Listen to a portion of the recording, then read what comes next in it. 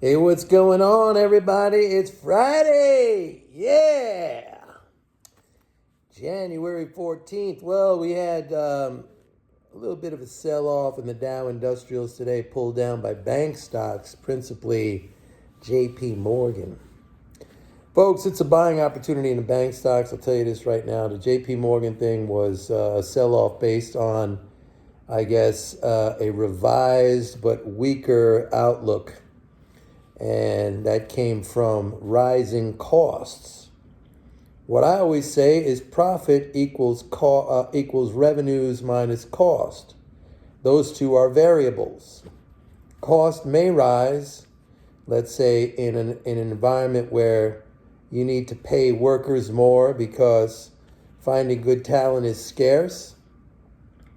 But by the same token, what I always say is that income doesn't fly out into outer space. When people have more money, they have more purchasing power and they have a higher level of credit worthiness. And that's what banks should be interested in because their principal business is to make loans. Now, the summation or the outlook came from the chief financial officer. I don't knock him. That's his job, I guess, to present the not the most bleak picture, but to state all the risks.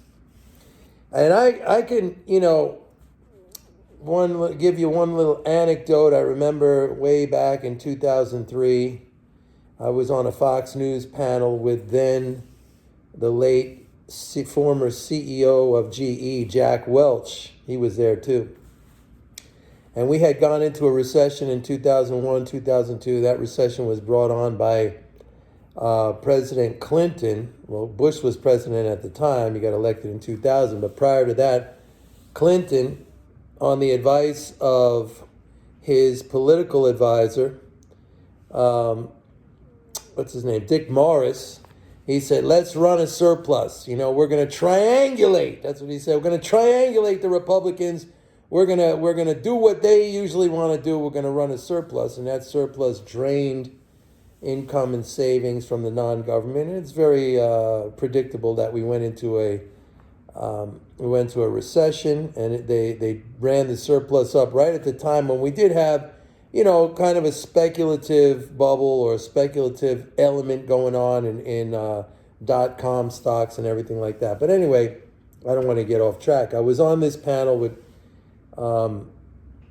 Jack Welch, and just prior to this, President Bush had announced a stimulus program. He was sending out checks to people, $300 checks, I think $600 for families, something like that. At that time, it was a big deal, all right?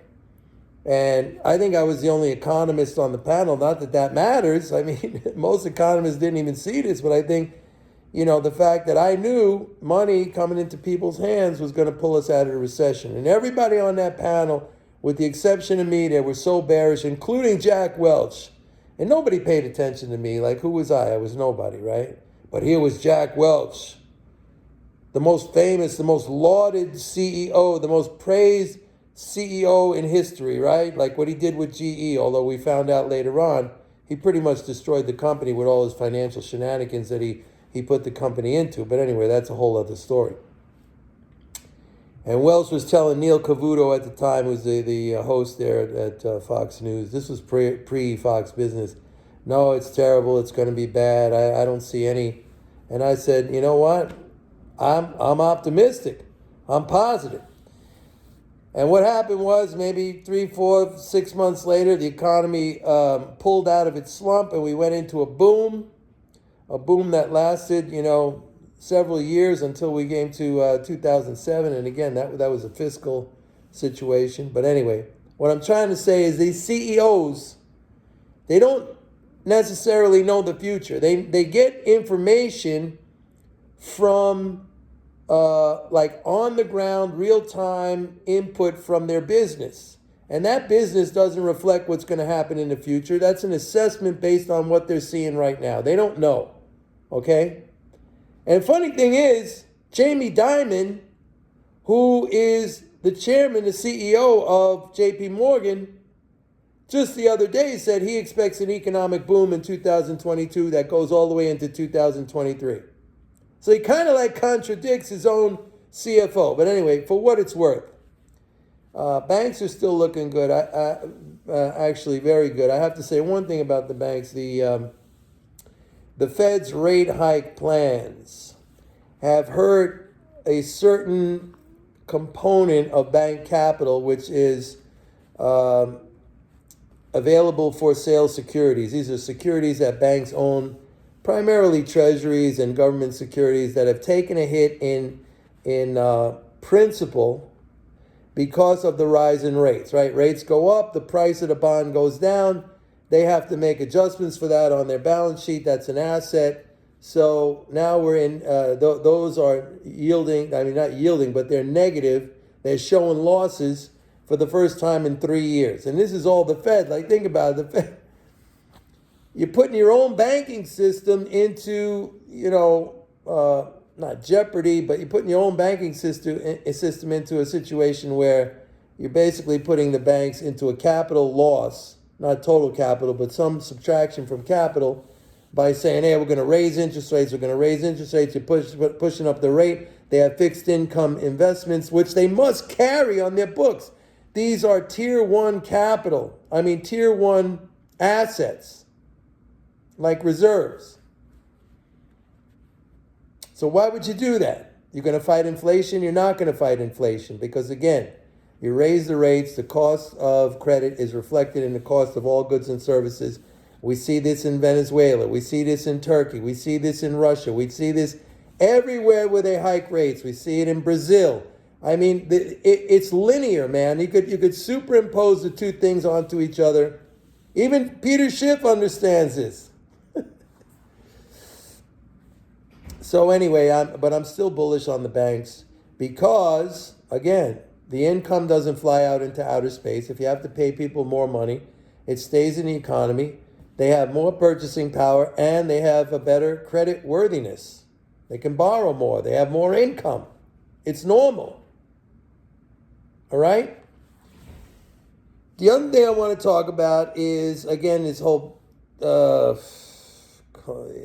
craziness over balance sheet reduction. By the way, reserve balances in the system now down at a 7-month low, $345 billion down in the last 4 weeks. I think it's like down to 3.93 trillion. Big reduction, man. 4 weeks, $345 billion down. They're unprinting money. So what is the Fed? The Fed is a bank, okay? How does the Fed adjust its balance sheet? How does the Fed regulate or change the size of its balance sheet? Very simple. It could buy assets that adds to its balance sheet, or it could liquidate assets that shrinks its balance sheet, okay? Very simple. These are very simple concepts. And what does the Fed do primarily? It buys government securities, okay? Or it sells government securities in its portfolio. It could buy other things, certain loans or whatever. We saw during the great financial crash in 2008, it bought the assets of Bear Stearns, ended up making a good profit on that. It could buy foreign currency, it could buy gold, which it hardly ever does, things like that. Primarily, if you look at the Fed's balance sheet, and that comes out every Thursday, if you go to the H.4.1 release, if you just Google H.4.1, you get the Fed's weekly balance sheet, and it gives you all the things on its balance sheet, every investment, every asset, every liability. So there's only two ways it could, change its balance sheet. It could buy assets, it could sell assets. So how does it shrink it? It shrinks it by selling off assets. What does that mean? It mainly sells off or allows to roll off its balance sheet, mostly government securities, which are mostly Treasury securities. What are Treasury securities? Those are dollars, just in a different form. They're dollars, that have, I always say they have a term, which means like 3 months, 6 months, a year, 2 years, 5 years, 7 years, 10 years, and a coupon, which means they get a little interest payment. So those are dollars with a little bit of a distinction. They have a coupon, they have a term. So it sells off one type of dollar, and in so doing, it removes another type of dollar, which are reserve balances in the banking system. And reserve balances, they just sit there in the banking system, okay? They're not lent out. Banks might lend them to each other overnight, but, that's it. So basically, everybody's getting freaked out because what's happening here if the Fed shrinks its balance sheet? It's simply a recomposition of the assets in the financial assets in the economy. So you can have more government securities in there. What's wrong with that? Those are cash equivalents and they earn interest. And you're going to have less reserve balances. No big deal. Those don't earn any interest or basically nothing. So nothing, quantity of money, nothing has changed. So why is everybody getting so freaked out? I'm not getting freaked out. By the way, I never caught COVID. Not to go off on a tangent here, but I've been exposed. My son, two of my sons had it. I've been in Florida, in bars, unmasked. I've been on planes. I went to Europe where it was rampant. I've been exposed. I never got COVID. And I don't know why. And I'm just mentioning this because there was an article the other day that I read in the New York Post about certain people, and scientists are baffled, medical experts are baffled, certain people. Now, I may get it, but there's certain people who just have not gotten COVID despite its, how contagious it is. There's certain people who have not gotten it. It's a very small percentage, and they really don't know why. I have not got it. My routine, I have a healthy routine. I wake up at 4 o'clock in the morning, and I work out and I run. And the big thing is I do everything in the cold. The other day, it was 16 degrees here in New York City at 5 a.m. with a feels-like temperature of 5 degrees. I ran with a tank top and my shorts. Gloves and a hat, but that's it. And I take cold showers. I've always been taking cold showers, like ice cold showers. The colder, the better. And it's really cold here, the water in New York. By the way, if you want to know, the coldest water I ever felt, like in a shower, was in Washington State. I was near Mount Rainier. You saw that. I put up videos. I was in Mount Rainier, and that was like, man, that was cold. So I don't know. Maybe it's that. I don't know. I'm just saying I never had it. Maybe I'll get it, but so far I've never had it. Anyway, that's it for Friday, folks. Enjoy the weekend. Probably talk to you tomorrow. Bye.